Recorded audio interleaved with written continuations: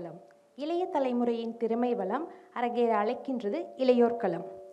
இளையோர் களம் இளைஞர்களின் திறமைகளுக்கு களம் அமைத்து கொடுக்கும் விதமாக திட்டமிடப்பட்டுள்ளது. இந்நிகழ்வில் நூல் விமர்சனம், கவிதை, நாடகம், கதை, பாடல் போன்ற தனித்திறமைகள் அரங்கேற்றம், புதிய கண்டுபிடிப்புகள், தொழில்நுட்பம் மற்றும் உலகளாவிய பிரச்சனைகள் குறித்து உரைகள் இடம்பெறும். இதில் மாணவ மாணவியர்கள் மற்றும் இளையோர் அனைவரும் கலந்து கொள்ளலாம் என்பதை மகிழ்வோடு தெரிவித்துக் கொள்கிறோம். இந்நிகழ்வின் மூலம் இளைஞர்களின் ஆளுமை திறன், தன்னம்பிக்கை, பிரச்சனைகளை கையாள்வதல் போன்றவற்றை நாம் உணர்ந்து கொள்ளலாம். நமது தேடல்களின் வழிகாட்டி கலைஞர் நூற்றாண்டு நூலகத்தின் முதன்மை நூலகர் மற்றும் தகவல் அலுவலர் அவர்களை வரவேற்புரை வழங்கிட அன்போடு அழைக்கிறோம். இங்கு குழுமி இருக்கும் அனைவருக்கும் இனிய மாலை வணக்கம். இன்றைய நிகழ்விற்கு வந்திருந்து இந்த இளையோர் களத்தை துவக்கி வைத்து இதன் நோக்கம் என்ன, கலைஞர் நூற்றாண்டு நூலகம் இது எதை நோக்கி பயணிக்கிறது என்று நம்மளுடைய தங்களுடைய கருத்தை கூற வந்திருக்கும் பிரபாகர் ஐயா அவர்களை கலைஞர் நூற்றாண்டு நூலகம் சார்பாக வருக வருக என வரவேற்கிறோம். இந்த நூலகத்தில் நிறைய நிகழ்வுகள், திட்டங்கள் செயல்படுத்துவதில் சாருடைய பங்கு பெரும் பங்கு. தொடர்ந்து எங்களுக்கு ஆலோசனை வழங்கி நிறையா விஷயங்களை நடத்துவதற்கு உறுதுணையாக இருக்கிறார். அவர்களுக்கு எங்களது நன்றி என்று அவர்களை இந்த அரங்கத்திற்கு வரவேற்கிறோம். இந்த இளையோர் களம் நிகழ்ச்சியை அறிவித்தவுடன் வெகு குறுகிய காலத்தில் தங்களது பெயர்களை பதிவு செய்து தங்களது திறமையை வெளிக்காட்ட வந்திருக்கும் உங்கள் இளைஞர்கள் அனைவரையும் Fatima college, NMR college, Thiagaraja college, வேறு எது காலேஜ் விட்டேன்னா வேறு இன்ஸ்டிடியூஷன் சரஸ்வதி நாராயண் காலேஜ், இந்த கல்லூரிகளிலிருந்து தங்கள் திறமைகளை அரங்கேற்ற வந்திருக்கும் இளைஞர்கள் உங்கள் அனைவரையும் கலைஞர் நூற்றாண்டு நூலகம் சார்பாக வருக வருக என வரவேற்கிறோம். எங்களுடைய பலமே எங்களுடைய வாசகர்கள் தான். ஸோ தொடர்ந்து எங்களுக்கு அனைத்து நிகழ்ச்சிகளுக்கும் ஆதரவளித்து வரும் வாசகர்களை இந்த நிகழ்ச்சிக்கு வரவேற்கிறோம். அவர்களுடன் சேர்த்து கலைஞர் நூற்றாண்டு நூலகத்தின் நூலகர்கள் மற்றும் இதர பணியாளர்களையும் இந்த அரங்கத்திற்கு வரவேற்கிறோம். இந்த நிகழ்ச்சி ஒரு யங் டேலண்ட்டுக்கு ஒரு ஸ்டேஜ் கொடுக்கணும் அப்படின்ற நோக்கத்துக்காக அமைக்கப்பட்ட அந்த நோக்கத்தில் ஏற்பாடு செய்யப்பட்ட ஒரு நிகழ்ச்சி. ஸோ இன்றைக்கி ஒரு குறுகிய ஒரு கூட்டமாக இது இருக்கலாம். நாளடைவில் இந்த நிகழ்வானது ஒரு மதுரையில் ஒரு முக்கிய நிகழ்வாக யங் டேலண்ட் எங்கெல்லாம் இருக்காங்களோ அவங்க எல்லோரும் இந்த மேடையை பயன்படுத்தி அடுத்த நிலைக்கு உயர்வதற்கு இந்த நூலகம் அவர்களுக்கு உதவி புரியும், உறுதுணையாக இருக்கும் என்ற செய்தியோடு இந்த வரவேற்புரை நிறைவு செய்கிறேன். நன்றி. இளையோர் களம் நிகழ்வின் நோக்கம் பற்றி நம்மிடையே கலந்துரையாட பேராசிரியர் பிரபாகர் வேதமாணிக்கம் அவர்களை அன்போடு அழைக்கின்றோம். அனைவருக்கும் வணக்கம். இது ஒரு நம்ப முடியாத நிகழ்வாக இருக்குது. ஏன்னா நானும் மதுரையில் ஒரு மாணவனாக இருந்த காலத்திலேருந்து மதுரையில் இருக்கிறேன். இந்த மாதிரி மிக குளிரூட்டப்பட்ட ஒரு அற்புதமான அரங்கை திறந்து வைத்து கொண்டு யாராவது ஏதாவது செய்யுங்க அப்படின்னு மாணவர்களை நோக்கி அழைப்பு விடுக்கக்கூடிய ஒரு இதுங்கிறது ரொம்ப ஆச்சரியமான ஒரு நிகழ்வு. குறிப்பாக நம்முடைய கலைஞர் நூலகம் ஆரம்பித்து ஏறத்தாழ ஒரு ஆண்டு நிறைவடைய போகுதுன்னு நினைக்கிறேன். இந்த ஆகஸ்ட் வந்துச்சுன்னா ஜூலையோட ஓராண்டு நிறைவடைய போகிறது. இது ஒரு கனவு. ஒரு வகையில் மதுரை மக்களுக்கு மட்டும் கிடையாது, தமிழ்நாட்டு மக்களுக்கே இந்த மாதிரி ஒரு நூலகம் என்பது ஒரு கனவு தான். இந்தியாவுக்கே ஒரு கனவு தான். அது மதுரைக்கு நமக்கு அமைந்திருப்பது என்பது நம்ம எல்லாம் ஏதோ ஒரு வகையில் புண்ணியம் செய்தவர்கள் தான் சொல்லணும். ஒவ்வொரு நாளும் அந்த நூலகத்தை கடந்து போகும்போது எனக்கு அந்த எண்ணம் தான் ஏற்படும். மதுரையில் ஒரு 30 லட்சம் மக்கள் வசிக்கிறார்கள். மதுரையில் ஒரு 30லிருந்து ஒரு 40 கல்லூரிகள் இருக்குன்னு நினைக்கிறேன். அப்போ இவ்வளவு மக்களுக்கு இந்த நூலகம் ஏதோ ஒரு வகையில் பயன்பட போகுது. அப்போ ஏன் இவ்வளவு பெரிய நூலகத்தை அமைக்கணும், அல்லது இவ்வளவு பொருட்செலவில் ஒவ்வொரு நகரத்திற்கும் தமிழ்நாட்டில் வரப்போகிற ஒரு நல்ல செய்தி தொடர்ந்து வந்துக்கிட்டே இருக்குது. அப்போ ஏன் அப்படின்னு யோசிச்சு பார்த்தீங்கன்னா, இன்றைக்கி வந்து மாணவர்கள் ரொம்ப முக்கியமாக ஒரு விஷயத்தை மனதில் வைத்து கொள்ள வேண்டும். இந்த நூற்றாண்டு வந்து ஒரு அறிவு பொருளாதாரம் இயங்கக்கூடிய ஒரு நூற்றாண்டு. நாலேஜ் எக்கானமின்னு சொல்லுவாங்க. அப்படின்னா என்ன அர்த்தம்னா, இன்றைக்கி உலகத்திலேயே மிகப்பெரிய வல்லரசாக இருக்கக்கூடியவர்கள் அல்லது உலகத்தையே வழிநடத்தக்கூடியவர்கள் யார் அப்படின்னு பார்த்தீங்கன்னா, யார் அறிவில் சிறந்திருக்கிறார்களோ அவர்கள் தான். உடல் பலத்தில் இல்லை, எண்ணிக்கையில் அல்ல. சைனாவோ நம்மளோ இன்றைக்கி உலகத்தை நடத்தலை. மேற்கத்திய நாடுகளும் குறிப்பாக அமெரிக்கா தான் உலகத்தை நடத்திட்டு இருக்கு. அத்தனை தொழில்நுட்பங்களும் அத்தனை அறிவியல் பூர்வமான விஷயங்களும் சாதாரண மக்கள் பயன்படுத்துகின்ற செல்ஃபோனில் ஆரம்பித்து எல்லா அறிவியல் கண்டுபிடிப்புகளும் அமெரிக்காவினுடைய பல்கலைக்கழகத்திலிருந்து தான் வருது. ஆராய்ச்சிகள் பூராமே. இப்போ அது என்ன காட்டுது நமக்கு அப்படின்னா, இந்த 21ஆம் நூற்றாண்டு என்பது அறிவுள்ளவனுக்கு தான். அப்போ அறிவு எங்கே இருக்குது? கற்றலில் தான் இருக்குது. அப்போ இந்த நூல்கள், இந்த நூலகம் அப்படிங்கிறது இன்றைக்கி வந்து ஒரு முக்கியமான ஒரு விஷயம். இதை எந்த அளவுக்கு ஒரு தனி மனிதனாக இருந்தாலும் சரி, ஒரு சமூகமாக இருந்தாலும் சரி, இந்த அறிவுங்கிறது எவ்வளோ முக்கியங்கிறத புரிந்து கொண்டு நம்ம செயல்பட்டால் மட்டும்தான் நீங்கள் ஒரு தனிநபராகவோ, ஒரு சமூகமாகவோ, ஒரு நாடாகவோ உலகத்தில் தலை நிமிர்ந்து நிற்க முடியும். அப்போ இன்றைக்கி நம்ம உயர்கல்வி கற்கக்கூடிய மாணவர்களை ஒரு அறிவார்ந்த ஒரு மாணவர்களாக மாற்ற வேண்டிய கட்டாயம் நமக்கு இருக்குது எல்லாருக்குமே. அது வந்து வகுப்பறைகளில் மட்டும் நடக்காது. வகுப்பறைகளில் பட்டங்களை தான் நாங்கள் கொடுக்க முடியும். ஆனால் அது பத்தாது இன்றைக்கி. அப்போ இன்றைக்கி மாணவர்கள் கூடுதலாக தங்களுடைய திறன்களை, தங்களுடைய படைப்பாற்றலை வெளிக்கொண்டு வர வேண்டியிருக்கு. வெறும் படிப்பு மட்டும் பத்தாது. குறிப்பாக கலைகளில் அவர்கள் உயர்ந்திருக்க வேண்டியிருக்கு. இன்றைக்கி எல்லா கண்டுபிடிப்புகள்லையும் பார்த்திங்கன்னா கற்பனைக்கு தான் முக்கியமான இடம் இருக்குது. யார் கற்பனை செய்கிறானோ, தன்னுடைய கல்வியோடு சேர்த்து யார் கற்பனை ஆற்றல் வளர்த்து கொள்கிறானோ அவன் தான் பெரிய விஷயங்களை கண்டுபிடிக்கக்கூடியவனாக இருக்கிறான். அதனால் இன்றைக்கி நமக்கு கலைகளோடு ஒரு இயைந்த கல்வி என்பது தேவைப்படுது. அதனால தான் மாணவர்களை எப்படியாவது அவர்களுடைய திறமைகளை காட்டக்கூடிய ஒரு இடங்களை உருவாக்கணும். எனக்கு நல்லா ஞாபகம் இருக்குது, நான் 80ல் மாணவனாக இருக்கும்போது என்னுடைய சீனியர் வந்து விவேக், அமெரிக்கன் கல்லூரியில் நான் ஃபஸ்ட் இயர் படிக்கும்போது அவர் தேர்ட் இயர் படிச்சுட்டு இருந்தார். ஒவ்வொரு சின்ன மேடையிலையும் அவருடைய நகைச்சுவை நிகழ்ச்சி, ஏதாவது ஒரு மிமிக்ரி பண்ணுறது, ஏதாவது ஒன்று பண்ணிகிட்டே இருப்பார். ஏன்னா அன்றைக்கெல்லாம் வேறு எங்கேயுமே மேடைகள் கிடைக்காது. அப்போ ஒரு பிற்காலத்தில் ஒரு 10 வருஷம் கழித்து பார்க்கும்போது தமிழ்நாட்டில் ஒரு பெரிய நகைச்சுவை கலைஞராக மாறுறார். அன்றைக்கி வந்து மேடைகள் கிடைப்பது ரொம்ப அபூர்வம். இன்றைக்கி அப்படி கிடையாது. இன்றைக்கி நீங்களே நினச்சா நீங்களே ஒரு மீடியாவை க்ரியேட் பண்ணலாம். உங்கள் செல்ஃபோனில் நீங்கள் ஒரு சின்ன இதை எடுத்து நீங்களே உங்களை ப்ரொமோட் பண்ணிக்கக்கூடிய வாய்ப்புகள் இருக்குது. இப்போ இந்த மாதிரியான மேடைகளை உங்களுக்கு அமைச்சு கொடுக்குறோம். அதனால் இதை புரிந்து கொண்டு வாய்ப்புகளை பயன்படுத்திக்கணும். எப்படி மிகச்சிறந்த ஒரு பெர்ஃபார்மன்ஸை தான் நான் கொடுப்பேன் அப்படின்னு ஒருத்தன் நினச்சானா எப்பயுமே கொடுக்க முடியாது. நல்லா தெரிஞ்சுங்க. நான் விழுகாமே சைக்கிள் பழகலைன்னு நினைக்க முடியாது. தண்ணி குடிக்காமே நீச்சல் பழகிறேன்னு நினைக்கக்கூடாது. அதனால் எவ்வளவு எளிமையாக இருந்தாலும் சரி, ஒரு மேடையில் ஏறி நின்றால்தான் உங்களுக்கு ஒரு கான்ஃபிடென்ஸ் வரும். உங்களுக்கு என்ன தெரியும், உங்களால் என்ன செய்ய முடியுது, மற்றவர்கள் என்ன செய்ய, 2 விஷயம் நடக்கணும். ஒன்று வந்து மற்றவர்களுடைய செய்யக்கூடிய விஷயங்களை பார்த்து அப்ரிஷியேட் பண்ணணும், ரசிக்கணும், அதை வந்து பாராட்டணும், அதுக்கு பழகணும், அதை பார்க்க பழகணும். 2வது நீங்கள் என்ன செய்யணும், அதோட ஒப்பிட்டு பார்த்து உங்களை வளர்த்துக்கிறதுக்கும் உங்களை வந்து வெளிப்படுத்திக்கிறதுக்கும் ஒரு திறந்த மனதோட எந்த வாய்ப்பு கிடைச்சாலும் அதை கூசாமல் நீங்கள் செய்யக்கூடியவர்களாக மாறும்போது தான் என்ன செய்ய முடியும். ஏன்னா இன்றைக்கி இன்னொரு முக்கியமான விஷயம் என்ன இருக்குது, நம்ம தமிழக மாணவர்கள் அல்லது இந்திய மாணவர்கள்ட்ட ஒரு வெளிப்பாட்டு திறன் இல்லை, எக்ஸ்ப்ரெசிவாக இருக்க மாட்டுறாங்க. நிறைய தெரியும் ஆனால் பேச தெரிய மாட்டேங்குது, ஒரு பொது இடத்துல நிற்க முடியல, அல்லது தங்களுடைய விஷயங்களை வந்து நல்லபடியாக வெளியே கம்யூனிகேட் பண்ண தெரில அப்படின்னு சொல்கிறாங்க. ஸோ அதுக்கு வந்து இந்த மாதிரி மேடைகள் வந்து இதை கவனிக்கிறது, இதை நீங்களும் அதில் பங்கு பெறுவது என்பது ரொம்ப முக்கியமான விஷயம். அதனால் இந்த மேடையை தொடர்ந்து பயன்படுத்தி கொள்வதற்காக நீங்கள் ஒரு ஆள் வந்தீங்கன்னா உங்கள் நண்பர்கள் 10 பேரை கூட்டிகிட்டு வாங்க, வந்து உட்காருங்க, கவனிங்க.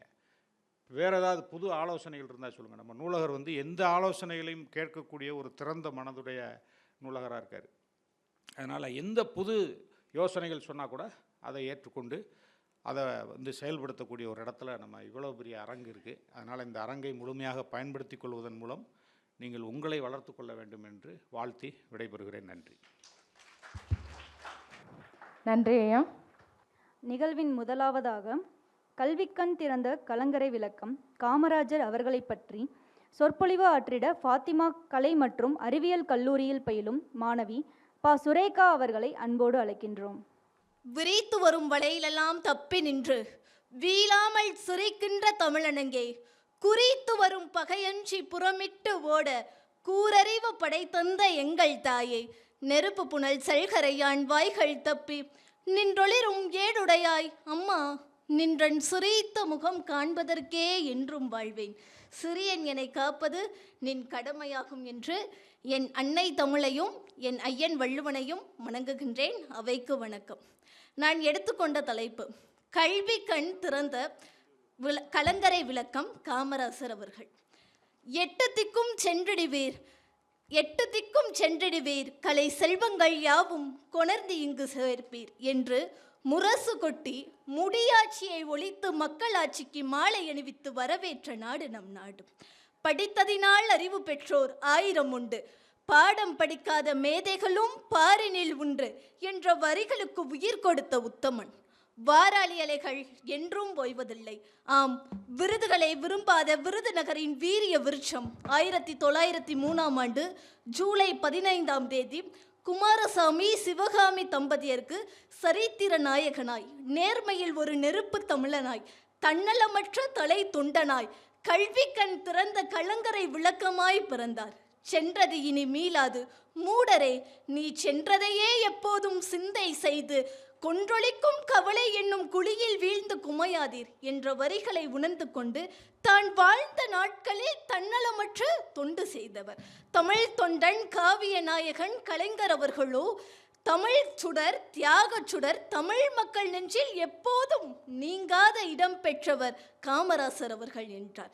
ஈரோட்டு எழுச்சி சிங்கம் பெரியார் அவர்களோ ஆம், மூவேந்தர் காலத்தில் சாதிக்க முடியாத பல சாதனைகளை சாதித்து காட்டியவர் காமராசர் அவர்கள் என்றார்.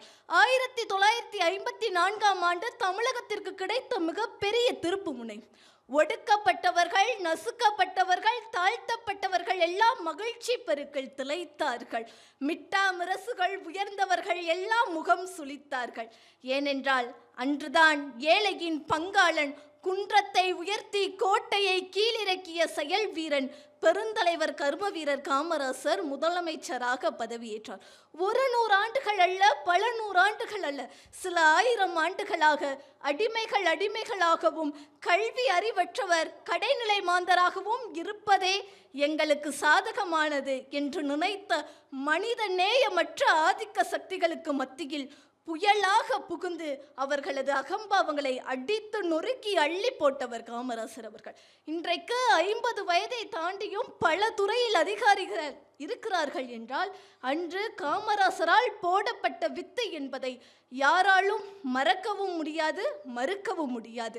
நாடு விடுதலை அடையும் வரை தான் திருமணம் செய்து கொள்ள மாட்டேன் என்று கூறிய ஒரே தேச மகன் என்றால் காமராஜராகத்தான் இருக்க முடியும். நாடாண்ட அந்நியரை தனது நாவன்மையால் நடுங்க செய்தவர்.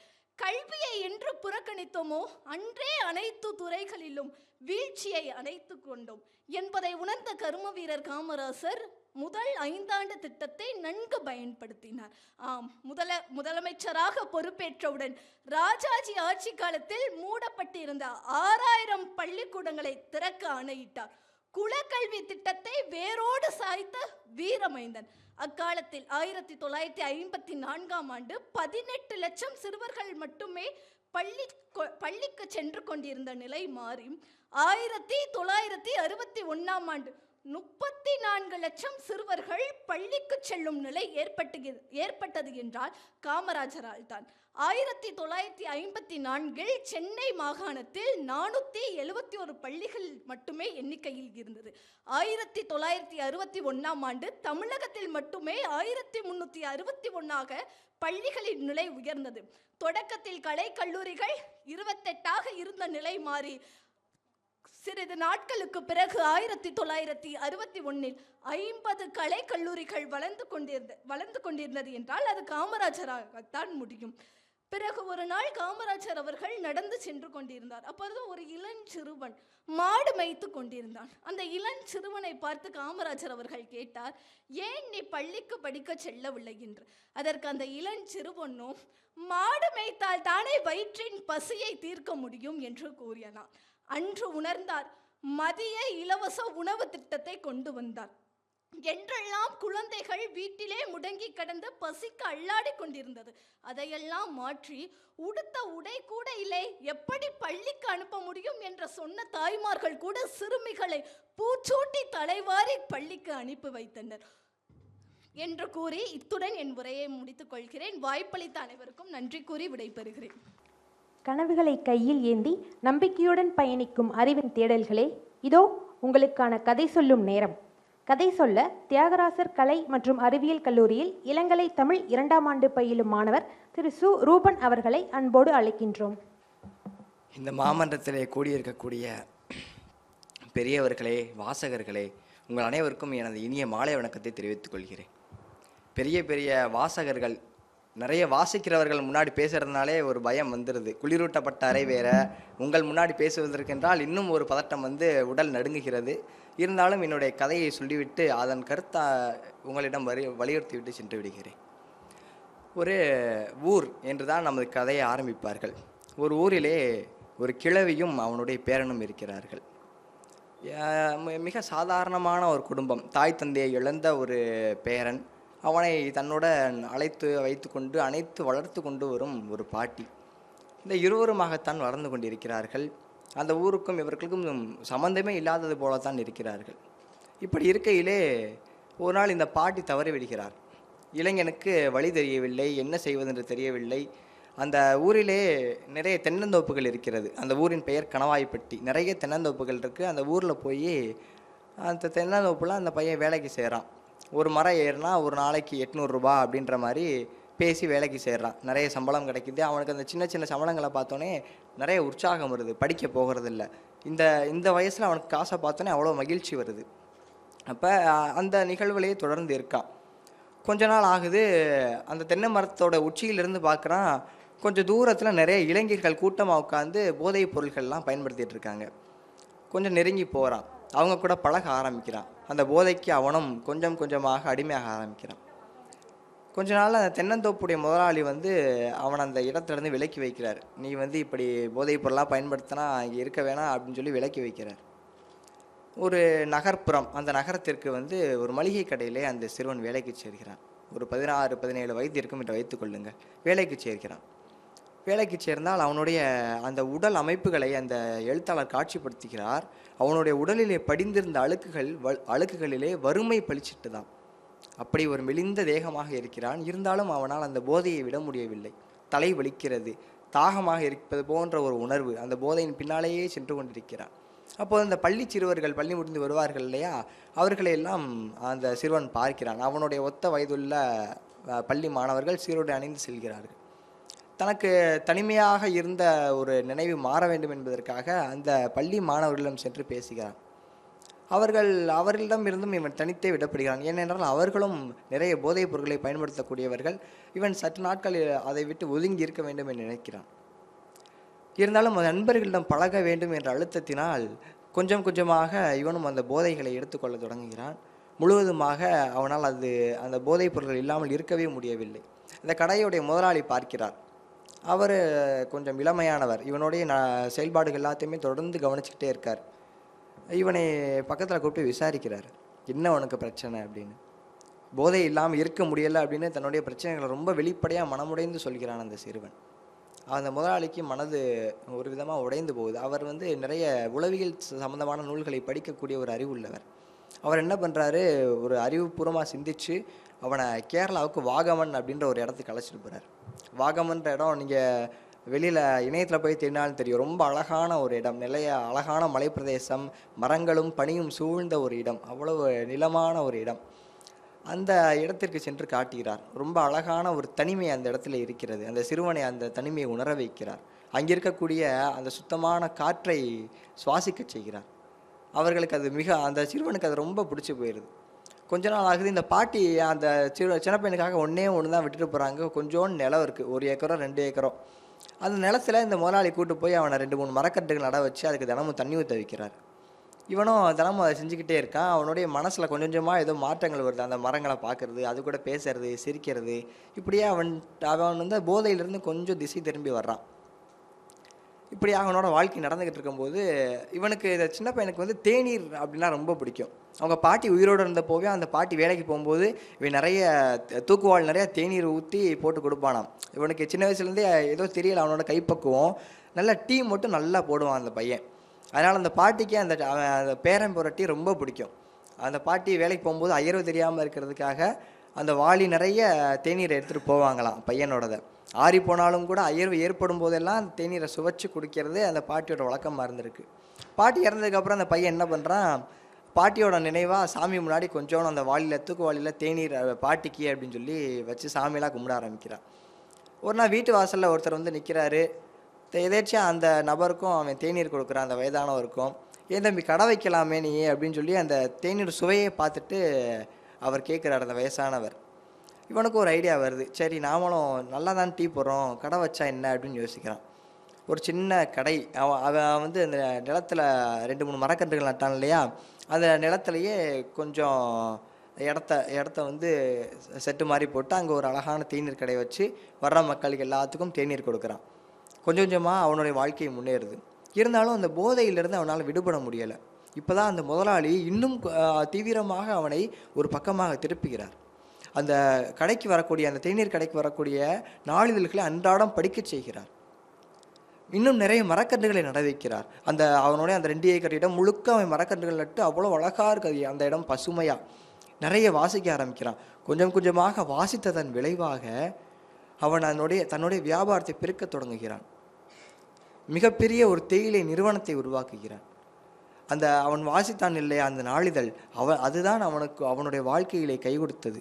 மரங்களை நேசிக்க தொடங்குகிறான். இப்படி இயற்கையையும் அதன் விழுமியங்களையும் அவன் ரசிக்க தொடங்கும் போது அவனுடைய வாழ்க்கை மாறுகிறது. இப்படியாகத்தான் இந்த கதை முடிகிறது. இந்த கதை நமக்கு என்ன சொல்லுகிறது என்றால், இன்றைய இளைய சமுதாயம் எப்படி இருக்கிறது என்ற தோற்றத்தை நமக்கு எடுத்துரைப்பதாக இருக்கிறது.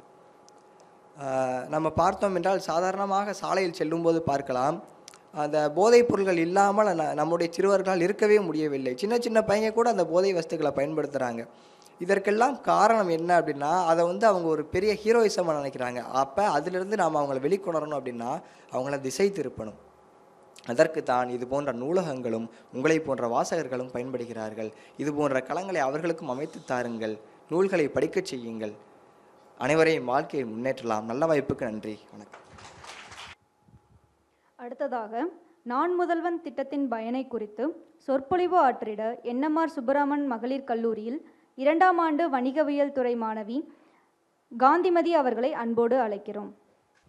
சந்தன பொய்கையிலேயே பிறந்து சங்கத்திலேயே வளர்ந்து ஆழ்வார்கள் தாளாட்ட சமண முனிவர்களின் இசையமுதூட்ட கம்பனின் கற்பனை பூங்காவிலேயே களிப்புற்றிருக்கும் கன்னி தமிழே, உன் திருவடி தொட்டு வணங்கி எனது உரையை ஆரம்பம் செய்கிறேன். நான் இப்போது பேச எடுத்துக்கொண்ட தலைப்பு என்னவென்றால், நான் முதல்வன் திட்டம் என்ற திட்டத்தை பற்றி உங்கள் முன் பேச வந்துள்ளேன். தமிழ்நாடு அரசு நான் முதல்வன் திட்டத்தை மார்ச் 2022 அறிமுகப்படுத்தியது. இது அரசு பள்ளி மாணவர்களுக்கு தொழில் மேம்பாடு மற்றும் உயர்கல்வி குறித்த ஒரு விரிவான வழிகாட்டுதலை வழங்குவதற்கான அர்ப்பணிப்பு முயற்சியாகும்.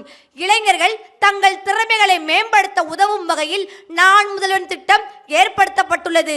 நான் முதல்வன் திட்டத்தின் மூலம் கல்லூரி மாணவர்கள் மற்றும் பட்டதாரி இளைஞர்கள் நவீன தொழில்நுட்பங்களில் விருப்பத்திற்கேற்ப வேலை வாய்ப்பினை பெறும் வகையிலான குறுகிய கால பயிற்சிகளை தெரிவு செய்து உலகத்தரத்திலான பயிற்சிகளையும் அதற்குரிய சான்றிதழ்களையும் பெறலாம். இதற்கான இலவச படிப்புகள், குறைந்த கட்டணத்துடன் கூடிய படிப்புகள் மற்றும் பாடத்துடன் கூடிய படிப்புகள் என அனைத்தும் பதிவேற்றம் செய்யப்பட்டுள்ளன.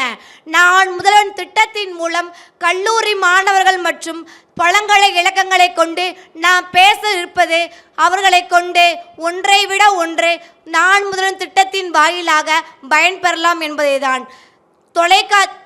நாள் முதல் திட்டத்தின் முக்கிய நோக்கம் அனைத்து மாணவர்களும் தங்களது கல்லூரி படிப்பை முடித்தவுடன் ஒரு அர்த்தமுள்ள வேலை வாய்ப்பினை பெறுவதாகும். தமிழகத்தில் மாணவ மாணவிகளின் தனித்திறமைகளை அடையாளம் கண்டு அதனை ஊக்குவிப்பதாகும்.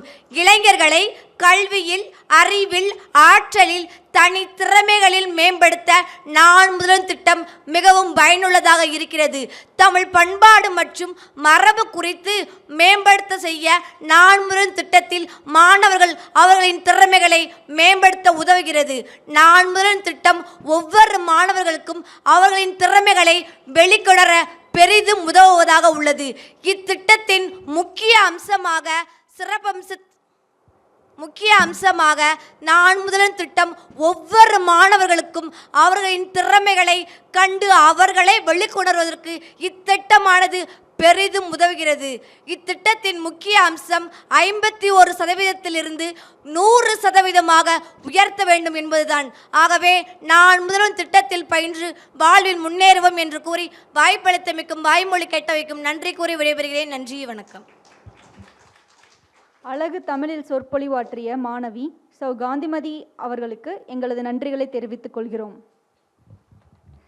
தொடர்ந்து எண்ணங்களின் தூரிகையை அழகாய் எடுத்து கவிதை தூவ பாத்திமா கலை மற்றும் அறிவியல் கல்லூரி மாணவி கா தனலட்சுமி அவர்களை அன்போடு அழைக்கிறோம். இருந்தமிழே உன்னால் இருந்தேன், இமையோர் விருந்தமிழ்தம் என்றாலும் வேண்டேன் என்று கூறி என் அன்னை தமிழை முதலில் வணங்குகிறேன். நான் கவிதை படைக்க எடுத்துக்கொண்ட தலைப்பு திருநங்கை. ஆண்மை நிலைமாற, பெண்மை தாளாட்ட, உறுப்புக்களின் உருமாற்றத்தால் உதயமானாய். திருநங்கையாய் அல்ல திருமங்கையாய். கருணையின் விளக்கத்தை உமது புன்னகையில் தந்தாய். அன்பின் அழகை உமது அரவணைப்பில் தந்தாய். மனிதநேயத்தின் விளக்கத்தை உனது மனதிலிருந்து தந்தாய். சமூகம் உன்னை துரத்தி விரட்ட நீயோ சாதனை புத்தகம் எழுத தயாரானாய். மனமுடைந்து நீங்கள் கையேந்தும் சமயம் உங்கள் கைகளில் விழுவது வெறும் காணிக்கைகள் மட்டுமல்ல, பல மனிதநேயமிக்க மனிதர்களின் கண்ணீரும். தீண்டாமை தீயிட்டு எரியும் பாரினில் உமது கைகள் தீண்டிய ஆசீர்வாதத்திற்கு ஒரு கூட்டம் ஏங்க, மறுபுறம் உன்னை அன்னையாய் ஏற்றுக்கொள்ள ஒரு கூட்டம். மாற்றம் பெற்றது உமது உடல் உறுப்புகள் மட்டுமல்ல, உனது நிலையான வீட்டு முகவரியும் கூட. இக்கால படைப்பாளன் கையில் ஏந்த நினைக்கும் அழகிய கருப்பொருள் நீ. உருவமற்ற தெய்வத்திற்கு உருவம் கொடுத்த உயர்ந்த காவியமும் நீ. அஞ்சா நெஞ்சம் கொண்ட அகவை முதிர்ந்த மழலையே, உனது கள்ளம் கபடமற்ற சிரிப்பை காண நாங்கள் என்ன தவம் செய்தோமோ. மாற்றத்தை உருவாக்க நீ கழனியில் விதை விதைத்தாய், அதை வனமாக்க நாங்களோ தயாராகிவிட்டோம். ஏளன பார்வையை ஏறிட்டு பார்க்காமல் 8 திக்கும் சென்று சாதிக்க, எட்டாத உயரத்தை எட்ட நீ பெற்றெடுக்காத மகளின் வாழ்த்துக்களும் வேண்டுதலும். அழகிய மண்ணுலக தேவதைக்கு இக்கவிதை சமர்ப்பணம். அவையோர் அனைவருக்கும் நன்றி. சமூக சீர்திருத்தங்களின் முன்னோடி பெண் போராளி மூவலூர் ராமாமிர்தம் அம்மையார் அவர்களை குறித்து சொற்பொழிவு ஆற்றிட என்எம்ஆர் சுப்பராமன் மகளிர் கல்லூரியில் 2ஆம் ஆண்டு பயிலும் வரலாற்றுத்துறை மாணவி குவா விஷ்ணுபிரியா அவர்களை அன்போடு அழைக்கின்றோம். இன்ற பொழுதின் பெரிதுவக்கும் தன் மகனை சான்றோர் என கேட்ட தாய் என்ற குரலுக்கேற்ப தங்களுடைய தாய்க்கு பெருமை சேர்த்து இங்கு அமர்ந்திருக்கும் ஆன்றோர்களுக்கும் சான்றோர்களுக்கும் என்னை போன்ற மாணவ மாணவியருக்கும் என் முதற்கண் வணக்கத்தை கூறி என்னுடைய உரையை ஆரம்பம் செய்கின்றேன். இன்று நான் உங்கள் முன் பேச வந்துள்ளதோ மூவலூர் ராமாமிர்தம் அம்மையாரின் உயர்கல்வி உதவி திட்டமாகும். இத்திட்டத்தின்படி அரசு பள்ளிகளில் 6ஆம் வகுப்பு முதல் 12ஆம் வகுப்பு வரை படித்து 2022 முதல் 23ஆம் கல்வியாண்டில் தங்களுடைய உயர்கல்வியை தொடங்கிய பெண்கள் அல்லது இளங்கலை படிப்பை தொடரும் பெண்கள் நிதி உதவிக்காக இணையத்தில் விண்ணப்பிக்கலாம். சமூக நலத்துறை அல்லது பெண்கள் அதிகாரமளித்தல் துறையின்படி உயர்கல்வி படிக்கும் பெண்களின் நிதிச்சுமையினை குறைக்கவும், அரசு பள்ளிகளின் சேர்க்கை விகிதத்தை அதிகப்படுத்தவும், அரசு பள்ளிகளிலிருந்து உயர்கல்வி நிறுவனங்களுக்கு சேர்க்கை விகிதத்தை மேம்படுத்துவதே இத்திட்டத்தின் நோக்கமாகும். தற்பொழுதுள்ள பெற்றோர்கள் நல்ல கல்விக்காக குழந்தையை பள்ளிக்கு அனுப்புவதை விட தற்பெருமைகளுக்காக தனியார் பள்ளிக்கு அனுப்புகின்றனர். இதனால் நல்ல கல்வி அறிவினை கொடுத்தும் அரசு பள்ளிகள் வெற்றிடமாக இருக்கின்றன. இந்த நிலையை மாற்ற வேண்டும் என்பதற்காகவும் உயர்கல்வி படிக்கும் பெண்களுக்கு உதவ வேண்டும் என்பதற்காகவும் கொண்டு வரப்பட்டதே இந்த மூவலூர் ராமாமிர்தம் அம்மையாரின் உயர்கல்வி உதவி திட்டமாகும். நகராட்சி பள்ளிகள், மாநகராட்சி பள்ளிகள், வனத்துறை பள்ளிகள், சமூக நல பள்ளிகள், மறுவாழ்வு பள்ளிகள் ஆகிய அரசு பள்ளிகளில் 6ஆம் வகுப்பு முதல் 12ஆம் வகுப்பு வரை படித்த மாணவர்கள் இத்திட்டத்திற்கு விண்ணப்பிக்கலாம். வெறும் 1000 ரூபாய்தான் என்று பலர் குறை கூறினாலும் உசைன் போல்ட்டுக்கு தெரியும் ஒரு வினாடியின் அருமை, அதுபோல உயர்கல்வி படிக்கும் ஒரு பெண்ணிற்கு தெரியும் அந்த 1000 ரூபாயின் அருமை. சொந்தக்காரர்கள் கூட உதவாத இந்த காலத்தில் உயர்கல்வி படிக்கும் ஒவ்வொரு பெண்ணுக்கும் அந்த 1000 ரூபாய் பெரிய பணம்தான் என்று கூறிக்கொண்டு வாய்ப்பளித்தமைக்கும் வாய்மொழி கேட்டமைக்கும் நன்றி கூறி விடைபெறுகிறேன்.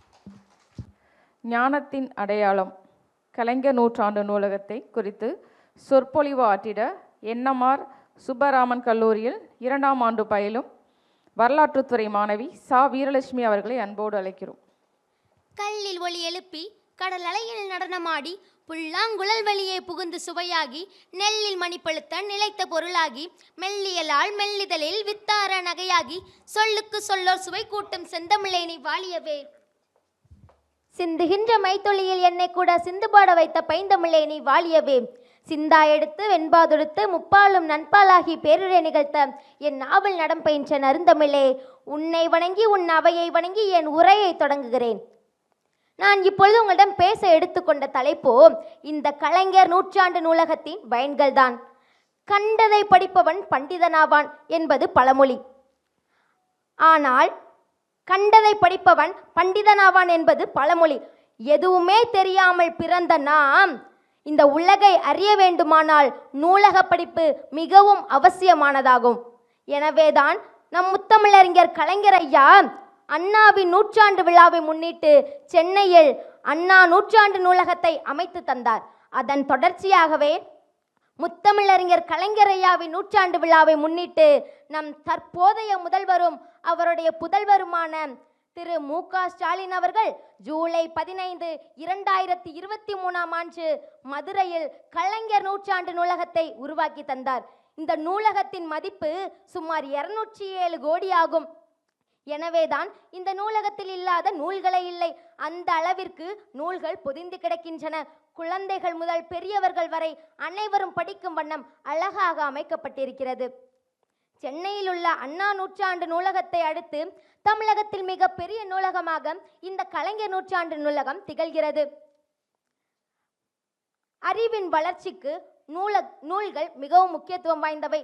சாதாரண மனிதரையும் சாதனையாளாக்கக்கூடிய மகிமை இந்த நூல்களுக்கு உண்டு. ஆனால் அனைத்து மாணவர்களாலும் நூல்களை விலை கொடுத்து வாங்க முடிவதில்லை. ஆனால் இன்றைய நம் திரு மு.க. ஸ்டாலின் அவர்கள் உருவாக்கி தந்த இந்த கலைஞர் நூற்றாண்டு நூலகம் மூலம் பலரும் பயன்பெற்று வருகின்றனர் என்று சொன்னால் அது மிகையாகாது. தமிழக மாணவர்கள் படிப்பறிவுடன் கூடிய உலக அறிவையும் அறிந்து கொள்ள வேண்டும் என்ற எண்ணத்தில்தான் நம் தமிழக அரசு இப்படி ஒரு நூலகத்தை நமக்கு அமைத்து தந்திருக்கிறது. இந்த கலைஞர் நூற்றாண்டு நூலகம் அனைவருக்கும் பயனுள்ளதாக உள்ளது என்று சொன்னால் அது மிகையாகாது. எனவே தேன் இருக்கும் இடத்தை வண்டுகள் நாடி செல்வது போல் நூல் இருக்கும் இடத்தை நாமும் நாடி சென்று பயன்பெறுவோமாக என்று சொல்லி வாய்ப்பளித்தமைக்கும் வாய்மொழி கேட்டமைக்கும் நன்றி கூறி விடைபெறுகிறேன். நன்றி, வணக்கம். அறிவின் ஆழ்கடல் பற்றி அழகாக சொற்பொழிவு ஆற்றிய வீரலட்சுமி அவர்களுக்கு எங்களது நன்றிகளை தெரிவித்துக் கொள்கிறோம். தொடர்ந்து இது வெறும் கதையா இல்லை அறநெறி காட்டும் கீதையா? பூம்புகார் திரைப்படத்திலிருந்து முத்தமிழ் அறிஞர் கலைஞர் ஐயா எழுதிய வசனங்களை மாணிக்க வரிகளை கொண்டு பேசிட சரஸ்வதி நாராயணன் கல்லூரியில் 3ஆம் ஆண்டு பயிலும் வரலாற்றுத்துறை மாணவி கே. மாணிக்கவல்லியை அன்போடு அழைக்கிறோம். பிறந்த சிறந்த மொழிகளுக்கு மத்தியில் சிறந்தே பிறந்த என் மூத்த மொழியாம் தாய் என்னை தமிழுக்கு என் முதல் வணக்கம், அறிஞர் நிறைந்த சபைக்கு என் மறுவணக்கம். இங்கு நான் பேச வந்துள்ள தலைப்போ கலைஞரின் வசனம். காலத்தால் அழிக்க முடியாத கலைஞரின் சினிமா என்று சொல்லப்படும் அளவிற்கு சினிமாவில் சிங்கத்தை போல கர்ஜித்த கருணாநிதி தன்னுடைய திரைப்பட வசனத்தின் மூலமும் மக்களின் மனதில் நீங்கா இடத்தை பிடித்துள்ளார். அவ்வாறு 62 படங்களுக்கு எழுதிய வசனங்களுள் இன்றும் மக்களின் நீங்கா இடத்தை பிடித்த வசனம் எதுவென்றால் அது பூம்புகார் திரைப்படத்தின் வசனம்தான். அவ்வசனத்தை தான் தாங்கள் முன்கூற வந்துள்ளேன். யார் அரண்மனை காவலர்களை மீறி ஆவேச கோலத்தில் உள்ளே நுழையும் நீ யார்? புறாவுக்கு உடல் தந்து புகழ்பெற்ற மன்னனின் வரலாற்றை, தேர்காலில் மகனை இட்டு நியாயம் காத்த மனுநீதி சோழனின் பெருங்கதையை, நீதியின் இலக்கண முறைக்கு பெயர் பெற்று பெருமை கொன்ற திருமாவளவன் கரிகால சோழனின் பூம்புகாரே எனது ஊர். என் பெயர் கண்ணகி.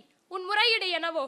முத்து விளைகின்ற 3 கடல் சூழ்ந்திருக்கும் தென்னகத்தில் மும்முரசு கொட்டி முச்சங்கம் வளர்த்து முக்கொடியின் நிழலிலே மூவேந்தர் பரமரதன் பெருமதனை மூலியாக்க முடிகொண்ட மன்னவனே, என் முறையீட்டை கேட்பதற்கு முன்பாக நான் யார் என்பதனை நீ முழுமையாக தெரிந்து கொள்க. நீ யார்?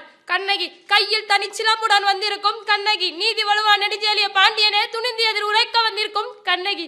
என்ன கடல் கடந்து கொடிகட்டி ஆளுகின்றாய்? அந்த கொடிக்கம்பம் முறிந்து விழா என் நாட்ட வரிகள் துரைக்க உனது கொடுங்கோல் அளித்த அவசர தீர்ப்புக்கு கொலையுண்ட கோவலனின் மனைவி கண்ணகி நான் என்பதை அறிந்திடுக அரசே, அறிந்திடுக. ஓ, கோவலனின் மனைவியா? சிலம்பு திருடிய கல்வனின் மனைவியா?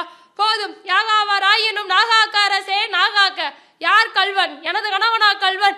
இல்லை இல்லை இல்லை, அவரை கல்வன் என்று குற்றம் சாட்டிய கயவர்கள் இருக்கிறார்கள். கண்ணகி, தமிழகத்தின் நீதி கல்வனை கொல்லாமல் விடாது என்று உனக்கு தெரியும் அல்லவா? நீதியின் இலக்கண முறைக்கு நெடுஞ்செழிய பாண்டியா, உன் நாட்டில் எதற்கு பெயர் நீதி? நல்லான் வகுத்தது நீதியா? அல்ல அல்ல, வல்லான் வகுக்க வேண்டியதுதான் நீதி. அதனால் தான் நான் வணங்குகின்ற தெய்வத்தையும் வாழ்வின் கருவலத்தையும் சாவின் படி உலையில் தள்ளிவிட்டீர்கள். கொற்றவனே, குடைநிழலில் குஞ்சரம் ஊர்பவனே, எண்ணிப்பார். கொழு மண்டபத்தில் விசாரிக்கப்படும் வழக்கு கோவில் மண்டபத்தோடு முடிவானேன். சிந்தியுங்கள், நன்றாக சிந்தியுங்கள். குற்றம் சாட்டப்பட்டவரின் மதிப்பிற்கு மதிப்பு தராமல் கொலையாளியின் வேலையை அவ்வளவு அவசரமாக நடைபெறுவானா? இதற்கு பேரா நீதி? இதற்கு பேரா நியாயம்? இதற்கு பேரா அரசு? உனக்கு பேரா அரங்காக்கும் மன்னன்? என்ன கண்ணகி, கோவலனின் கையில் இருந்தது கோப்பெருந்தேவியால் சிலம்பு. கோப்பெருந்தேவியால் சிலம்பல்ல, கோவலனின் மனைவியால் என்னுடைய சிலம்பு. நம்ப முடியாது என்னால். உன்னை யார் நம்ப சொன்னால்? நம்புவதற்கு நீ யார்? உன் மீது வழக்கு வைக்க வந்தவள் நான். குற்றவாளி நீ. என்ன குற்றவாளி நானா? ஆம், குற்றவாளி நீ. அதனால் தீர்ப்பு வழங்கும் உரிமை உனது கையில் இல்லை. இதோ இருக்கிறார்கள் அமைச்சர்கள், பெருந்தகை சான்றோர்கள். இவர்களை இப்போதைய நீதிபதிகள், அவர்கள் வழங்கட்டும் நல்லதொரு தீர்ப்பு. ஐயா அமைச்சர்களே, பெருந்தகை சான்றோர்களே, தாய் மீது ஆணையாகவும் தமிழ் மீது ஆணையாகவும் தமிழக மக்கள் மீது ஆணையாகவும் நல்லதோர் தீர்ப்பு கூறுங்கள், நல்லதோர் தீர்ப்பு கூறுங்கள். கோப்பெருந்தேவியின் சிலம்பை கோவலன் திருடியதாக குற்றச்சாட்டு, அதற்கு மரண தண்டனை தீர்ப்பு. இதுவே மன்னனின் பொறுப்பு. இதுவே என்னுடைய வழக்கு. வழக்குக்கு என்னம்மா ஆதாரம்? ஆதாரம் இதோ என் கையில் இருக்கிறதே சிலம்பு. இதற்கு இணையான மற்றொரு சிலம்பை தான் என் கணவாளன் விற்க வந்தான். ஆனால் அவனை மாவாய் கொன்று குவித்து விட்டீர்கள். அப்போது கோப்பெருந்தேவி வைத்திருக்கும் சிலம்பு அவற்றில் ஒன்று என்னுடையது. அதற்கு அடையாளம் 1000 கேள்விகளில் ஒரு கேள்வியை எனது கணவனை பார்த்து கேட்டிருந்தால் நீதி வலுவா நெடுஞ்செழிய பாண்டியன் என்ற பெயர் உனக்கு நிலைத்திருக்கும். என் அத்தானின் உயிரோ தங்கி இருக்கும். ஆனால் உயிர் போனதால் தலை தொங்கிவிட்ட என் அத்தானின் தலையை போல் உங்கள் அனைவரின் தலைவையும் தொங்க வைப்பன். நீதி போனதா, நேர்மை போனதா? மதுரை பாண்டியா, உனது சிலம்பில் உள்ள பரல்கள் முத்துக்களா மாணிக்கங்களா? முத்துக்கள், அதுவும் கொற்கை முத்துக்கள். என்னுடைய சிலம்பில் உள்ளவை அனைத்தும் மாணிக்கங்கள். அப்படியா தேவி? கொடு. பார், முத்துக்கள். மற்றொன்று மாணிக்கங்கள் அல்ல பாண்டியா, ரத்த துளிகள். தர்மத்தின் கண்ணீரை வடிக்கின்ற ரத்த துளிகள். உனக்கு இன்னும் சந்தேகம் இருந்தால் என்னுடைய மற்றொரு சிலம்பு பார். மாணிக்கங்கள். அமைச்சர்களே, பெருந்தகை சான்றோர்களே, இதற்கு என்ன பதில்? வாய் அடைத்து விட்டதா? தலை குனிந்து விட்டதா? பாண்டியனின் அறம் திறம் எல்லாம் மண்ணோடு மண்ணாக கலந்து விட்டதா? ஐயையோ, ஏன் இந்த நாட்டம்? தமிழகம் சிரிக்கிறது பாண்டியா நீ தலை குனிந்து நிற்கும் செய்தியை கேட்டு. தமிழ்நாட்டின் மறைநூல் திருக்குறள் கேலி செய்கிறது பாண்டியா நீ நீதி வழங்கிய செய்தியை கேட்டு. யானை சேனை என 1000 படைகள் எதிர்த்து வந்தாலும் துணிந்து வழிநடத்தும் உன் வீரம் எங்கே? வெற்றி திருப்பாவை எங்கே? கம்பீரம் எங்கே? எங்கே எங்கே எங்கே? மன்னா, மாசு படரவும் மாநிலம் நிகழவும் நீதி வழங்கிய செங்கோல் உனக்கு எதற்காக? தேவையில்லை. மாதாகம் புரிந்திட மணி முடி எதற்காக? தேவையில்லை. வேந்தர் குலகத்திற்கு இழிவு கற்பிக்க வந்த வெண்கோற்ற கூட எதற்காக? தேவையில்லை. அழு அழு, என்னை காலமெல்லாம் அழுக வைத்த காவலனே நீ அழு. என் கணவனை, என் காதலனை துள்ள துடிக்க கொன்றாயே நீ அழு அழு. அம்மா கண்ணகி, உனது கணவன் கல்வன் இல்லை அம்மா. ஆராயாமல் தீர்ப்பு வழங்கிய யானோ கல்வன், யானே அரசன். என்னை மன்னித்து விடம்மா, என்னை மன்னித்து விடு. தமிழே, தாயகமே, தமிழ் அன்னையே, என்னை மன்னித்து விடு, மன்னித்து விடு. தவறாக தீர்ப்பு வழங்கிய மதுரை மாநகரமே எரிந்து சாம்பல் ஆகட்டும் என்று கூறி விடைபெறுகிறேன். நன்றி, வணக்கம். மாணிக்கமாக வசனமழை பொழிந்த மாணிக்கவல்லிக்கு நன்றிகளை தெரிவித்துக் கொள்கிறோம். நிகழ்வின் முடிவாக நன்றியுரை. கம்பன் கவிபாடிய மொழியில் எம் பாரதி கூறிய வழியில் நன்றியுரை வழங்க நமது கலைஞர் நூற்றாண்டு நூலகர் மற்றும் தகவல் அலுவலர் சந்தானகிருஷ்ணன் சார் அவர்களை அன்புடன் அழைக்கின்றோம். அனைவருக்கும் மாலை வணக்கம். இந்த நிகழ்ச்சியை பார்த்தீங்களா? எப்படி இருந்தது? ஓகே, நன்றி. தென் தமிழ்நாட்டில் மதுரை மாநகருக்கு இவ்வளவு பெரிய நூலகம் அமைத்து தந்த நமது தமிழ்நாடு அரசுக்கு முதற்கண் நன்றியினை தெரிவித்துக் கொள்கிறேன். இளையோர் களம் என்ற ஒரு சிறப்பான நிகழ்ச்சியை நடத்த அனுமதி அளித்த எமது பொது நூலக இயக்குனர் அவர்களுக்கு என் நெஞ்சார்ந்த நன்றியினை தெரிவித்துக் கொள்கிறேன். அடுத்ததாக, மதுரை மாநகரில் பயிலும் மாணவ மாணவிகளுக்கு ஒரு மேடை அமைத்து தந்து அவர்களின் ஆற்றலை வெளிக்கொண்டு வர முயற்சி செய்த எமது முதன்மை நூலகர் மற்றும் தகவல் அலுவலருக்கு நன்றியினை தெரிவித்துக் கொள்கிறோம். இந்த நிகழ்ச்சிக்கு வருகை தந்து சிறப்புரை ஆற்றி அமர்ந்திருந்த எமது திரு பிரபாகர் சார் அவர்களுக்கு நன்றியை தெரிவித்துக் கொள்கிறேன். இந்த நிகழ்ச்சியில் கலந்து கொண்டு தங்களின் திறமைகளை வெளிக்கொண்டு வந்த அனைத்து கல்லூரி மாணவ மாணவிகளுக்கு நன்றியை தெரிவித்துக் கொள்கிறேன். இந்த நிகழ்ச்சியினை அருமையாக ஒருங்கிணைந்த நூலகர்கள் மற்றும் பணியாளர்களுக்கு நன்றியை தெரிவித்துக் கொள்கிறேன். இந்த நிகழ்ச்சிக்கு வருகை தந்த பொதுமக்கள் மற்றும் வாசகர்கள் அவர்களுக்கு நன்றியை தெரிவித்துக் கொள்கிறேன். நன்றி, வணக்கம். இதே மாதிரி நிகழ்ச்சி அடுத்து தொடரும்.